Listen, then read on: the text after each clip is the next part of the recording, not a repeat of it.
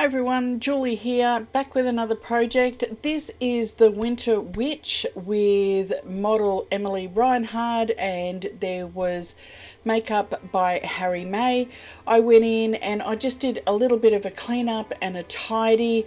I'm pretty much going to probably just speed through all of this, but there was just a few flyaway hairs and a few marks and things like that, blemishes and so forth, that I wanted to do, and I just did a little bit of skin retouching. Once I did that, I then added a little bit of light blue to her eyes and set that to colour. I also did a curves layer and just removed that from her eyes just to put some highlight in her eyes. I also then did a duplicate copy, and what I ended up doing was I put this on a new layer. So that is my new layer. If I get rid of everything in the background, you will see that that is my layer there. So I just put it all on a new layer, then using the Smart Selection tools, I then made my selection around my model, her hands and everything else, and then I put a mask on that. So that is my mask. I then went through and I tidied up the mask just a little bit, just to fix a few bits and pieces. A really good way to do that is if you come in with your burn or your dodge tool and you can clean up. So if I go in, you can sort of see where I can fix that up with that tool there. So once I've done that, I then had my model on her own layer. I come back in and I did a inner shadow, which was, so if you go into the FX panel, I went into inner shadow. And what I tend to do is I pick a lighter color and set it to screen, as opposed to having a dark color set to multiply. Doing it this way, I can get those highlights just sort of on the outer edges of my image. I don't want an outer glow because that would go outside of my image. So I wanted, and the inner glow doesn't work quite as well as the inner shadow. So I did that. I then put that on its own layer. So if you go down, right click, go down to create layer. So I could then put it on its own layer and put a mask on it. So that's where I am with that. What I did then is I came back below my figure and I put in just a grey backdrop, just a plain grey one that matched in with, especially in between the little bits here on the headpiece. I then put in just a bit of white down the bottom, so a bit of snow really, so it was just a white layer, and I just masked most of that out. I then come and grabbed, so I've got this moon image. I'm just going to show you. So this is the image that I've got. I took years ago of a moon and I use it all the time. And I put it in and I masked it to screen. Initially I masked out the edges of it, but I decided that I didn't like it. It took away too much. So I didn't use the mask. I just set it to screen at 100%. What I did then was I come in and I added these trees in the background. And to show you how I did those, I'm going to add a new layer in, go to filter, go to render, and go to tree. And Photoshop has this amazing preset in it that allows you to put trees in. And you can go in and you can pick any type of tree. So you don't have to have an oak tree. You could have a spruce tree or an aspen tree, see, even this is pretty cool. You can go through and you can change the light direction, so which way the light's going, the amount of leaves. I wanted mine bare, so I actually put my leaf amount as 0. Leaf size, I also had it 0 because I didn't want it. Branch height, this is how high from the ground you want it. So I could have it up quite high or I could have it quite low. And then you've got thickness of the branches. So how thick do you want the branches? And once you do that, if you just click OK, it gives you that tree. Now, I'm just going to move it so you can see it. So there's the tree there. Now I can have it just as a silhouette. I can have it just literally as it is. You can copy and paste. You can do whatever you want. So that is how I got these ones. So I've got this one in the background, which I can come in and make a silhouette, which I'll have a look at it in a minute. I duplicated it and made it just a little bit smaller down on the left, and I did another one on the right. Now, if I pop them into a group, I can then come and go into hue saturation, clip that to the group, and I can come through and I can remove the color and make them a little bit darker, so they're more of a silhouette. If you want to add more trees, you can add more trees. So there's a lot you can do. Just keep in mind, if you are doing something like this and your branches are going over the moon, make sure that your trees are above the moon in your layer stack. That way then the branches will come over the top of the moon. So I might just beef this one up just a little bit. I might even make the other ones a little bit bigger as well.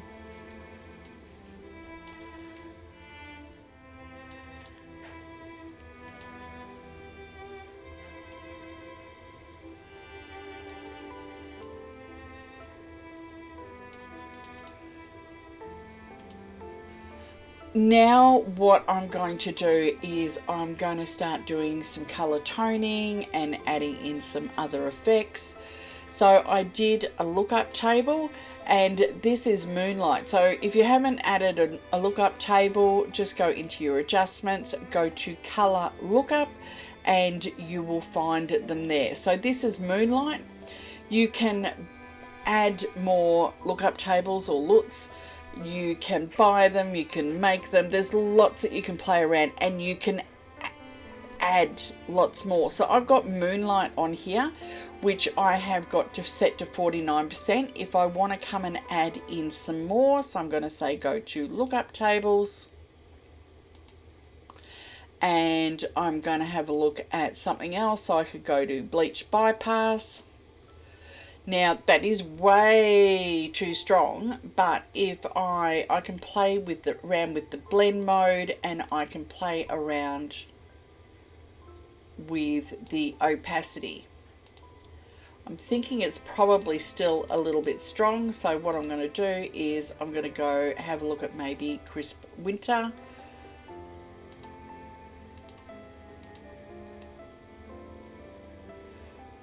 It's probably a little too blue for me.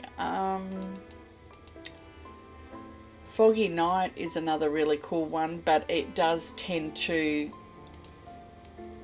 mute everything out, as you would expect on a cold foggy night. Okay, so what I did then was I added some glows. So I used an action, but they're essentially just gradients, so a radial gradient. If you wanted to, you could come in and set radial gradient up,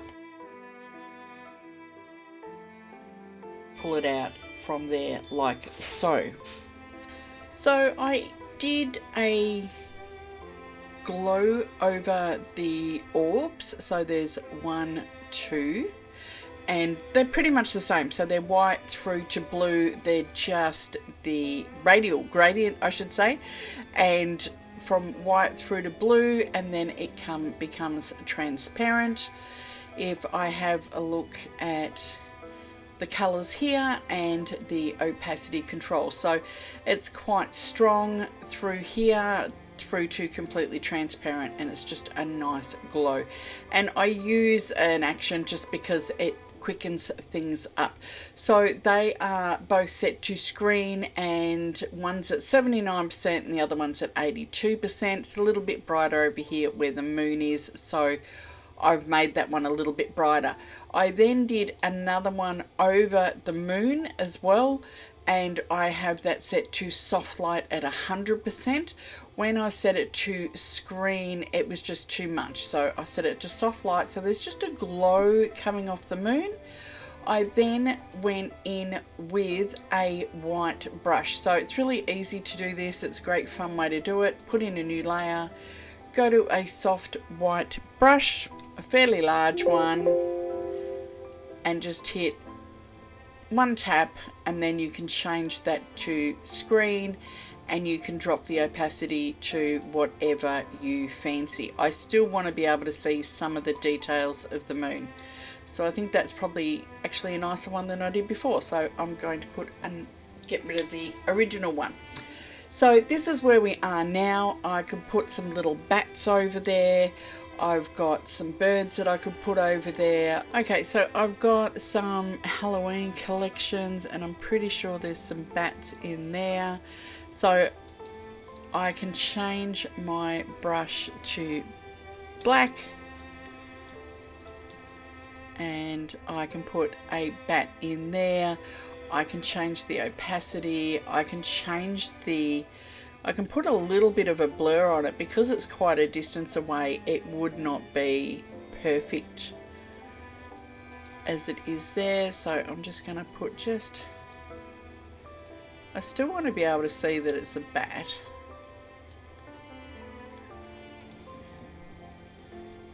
But I might just make it a little bit smaller too. A bat probably wouldn't be quite that big, depending on where it was. So there's a bat flying over the moon, so that's a fun little Halloween thing.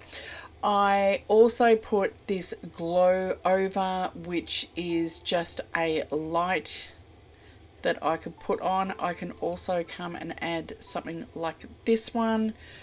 So if I open it, and I just keep them in my libraries, I'm going to copy and paste and put that onto here. I might just pop it on that one. If I change that blend mode to screen, might put it on this one. But that balances it out. Oh, it's always so hard to know. You never know what to do. Okay, so I'm starting to get somewhere with this image. It's looking pretty good. I might come and do a little bit of a dodge and burn on my model. I probably should have done that earlier, but sometimes you don't always know where you want to do a dodge and burn and where you don't. So I'm just going to run another action. This is just one of my dodge and burn actions. Just gives a dark and a light curves layer.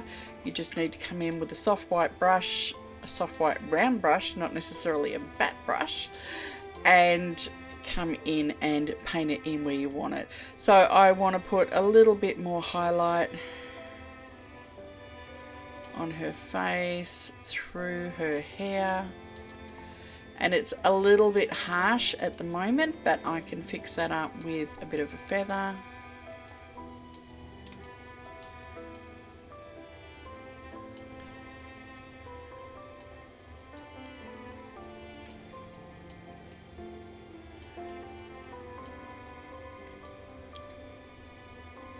Okay, so I'm going to come back into my properties, and I'm going to bring my feather down, and I'm then going to come in with my burn and darken up around her eyes, some of the shadow areas. Again, it's a little bit harsh, don't panic. I will fix that up with a feather as well. I might put a little bit into her hair.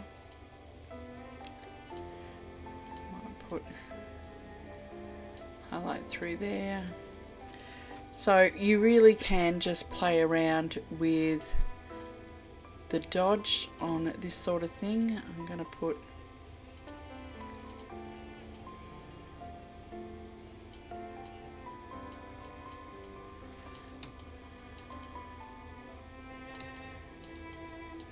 okay, so go back into the dark layer and I'm going to feather that as well. So that is my dodge and burn. That's without and that's with. So I might just drop them down below the color lookup tables so that everything blends in together there nicely. So I think this layer here just above the bat is a bit harsh, so what I'm going to do is I'm going to drop that down because I'm thinking it is just a bit too much.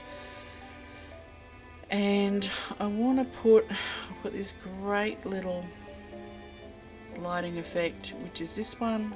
So again, select all and then copy that. I'm going to put that on her, the gem on her neck. So I'm going to change that to screen to drop out the black. I'm going to shrink the size of this considerably. And I'm just going to put that on her gem there. So now what I want to do, I can do some more color toning actions. I can add some snow. There are some fantastic little actions around for snow, or you can just paint them in yourself. I've got a really great one from GavTrain, which absolutely love. So if I click on it, I've got blizzard, heavy snow, light snow and first flakes. I'm going to go with heavy snow. I'm going to hit play. It does actually open a whole brand new layer, or a whole brand new image I should say, and puts it all together there. So once it's done, I'm going to grab them and I'm going to take them over to my original image, and they will need to be resized because his are quite small. If there's something that I don't like and I want to remove, I can put layer masks on. So I'm going to come in. I don't really like, I know you wouldn't not have snow on the face, but I just find it's just a little bit too distracting. So I'm going to get rid of some of that.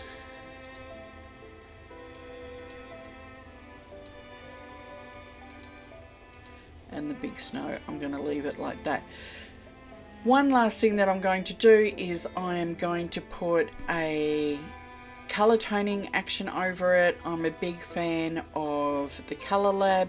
One of my favorites is one called Iris. I use it a lot. I adore the blue tones that it adds to it, but it's frequently way too much. So I'm going to bring that back to about 20-25%, and then I can come in here and I can do a gradient map. I mean, how cool does that look in black and white? And I can set that to say luminosity.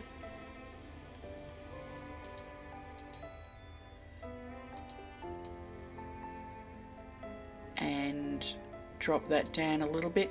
Now her face is a little bit dark, so what I'm going to do is come in just with a white brush and I'm just going to paint over her face. And you're probably thinking, oh my gosh, what are you doing? Maybe even over her hair a little bit. And I'm going to set that to soft light,